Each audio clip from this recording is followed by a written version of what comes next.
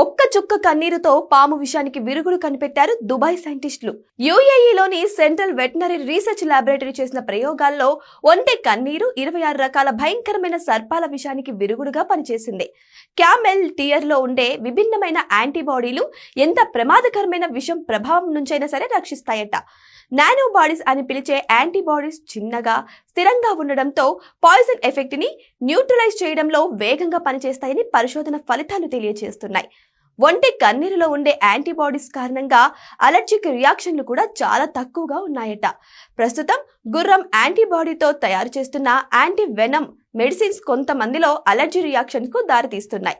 Camel antibodies అత్యంత స్థిరంగా ఉండడం వల్ల వీటితో తయారు చేసిన విషం విరుగుడు మందులను భద్రపరచడం తేలికవుతుంది. ఇప్పుడు అందుబాటులో ఉన్న విరుగుడు మందులను చాలా తక్కువ ఉష్ణోగ్రతతో ఫ్రీజర్లు, రిఫ్రిజిరేటర్లలో స్టోర్ చేయాల్సి వస్తుంది. కరెంటు, ఫ్రీజర్లు వంటి సదుపాయాలు అందుబాటులో లేని గ్రామీణ, మారుమూల ప్రాంతాల్లో పాము కాటుకి విరుగుడు మందు దొరక్కపోవడానికి ఇది కూడా ఒక కారణం. దుబాయ్ సైంటిస్టుల ప్రయోగాలు పాము కాటు బాధితులకు ఆశాకిరణంలా కనిపిస్తున్నాయి. అయితే ఇప్పటి వరకు వచ్చిన ఫలితాలు ప్రయోగశాలల్లో మాత్రమే పరీక్షించారు. ఈ కొత్త విరుగుడు మందును మరింత విస్తృతంగా టెస్ట్ చేసి క్లినికల్ ట్రయల్స్ నిర్వహించిన తర్వాతే దీని చికిత్సా సామర్థ్యం గురించి స్పష్టత వస్తుంది.